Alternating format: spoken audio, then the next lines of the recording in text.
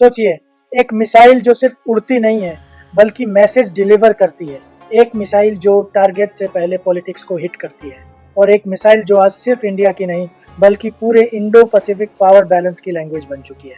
आज की यह खबर कोई रूटीन डिफेंस अपडेट नहीं है।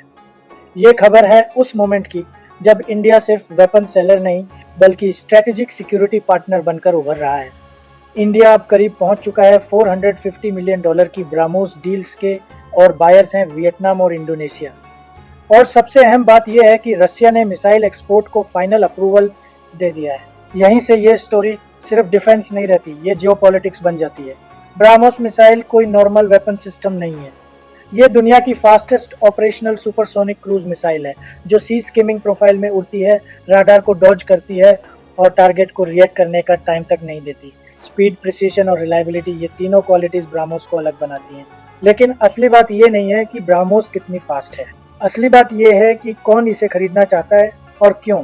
वियतनाम और इंडोनेशिया दोनों कंट्रीज साउथ चाइना सी और इंडो पैसिफिक रीजन में स्ट्रेटेजिक प्रेशर महसूस कर रहे हैं। मैरीटाइम सिक्योरिटी, सी लेन्स प्रोटेक्शन और कोस्टल डिफेंस आज इन देशों की टॉप प्रायोरिटी बन चुकी है।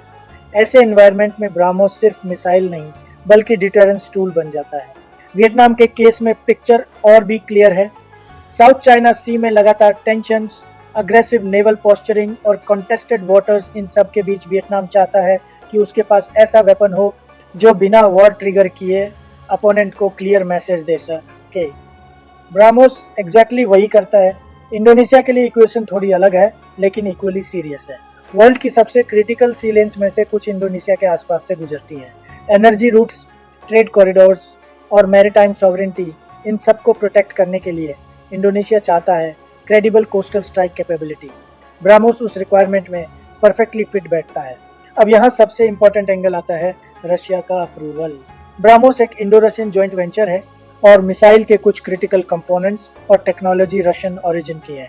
इसका मतलब यह है कि एक्सपोर्ट तभी पॉसिबल है जब मॉस्को ग्रीन सिग्नल दे। रशिया का अप्रूवल देना सिर्फ पेपर वर्क नहीं है, ये एक क्लियर जियोपॉलिटिकल एंडोर्समेंट है।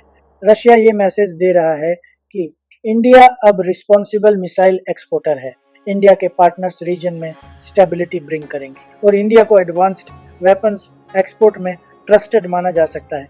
ये अप्रूवल इंडिया के लिए एक साइलेंट डिप्लोमेटिक विन है। अब अगर मनी की बात करें तो $450 मिलियन सिर्फ रेवेन्यू नहीं है, ये इंडिया की डिफेंस मैन्युफैक्चरिंग क्रेडिबिलिटी का प्राइस टैग है। ये बताता है कि इंडिया बायर से सेलर बनने के फेज में एंटर कर चुका है और ये जर्नी सिर्फ इकोनॉमिक नहीं है, ये स्ट्रैटेजिक है। ब्राह्मोस एक्सपोर्ट डील्स का एक और बड़ा इम्पैक्ट है मेक इन इंडिया और आत्मनिर्भर भारत। मिसाइल इंडिया में असेंबल होती है, इंटीग्रेट होती है, टेस्ट होती है और लार्जली इंडियन डिफेंस इकोसिस्टम को स्ट्रेंथन करती है। हर एक्सपोर्ट के साथ इंडिया का इंडस्ट्रियल बेस मैच्योर होता जाता है। लेकिन सबसे इम्पोर्टेंट पॉइंट ये है, इंडिया ये मिसाइल किसी रैंडम कंट्री को नहीं बेच रहा।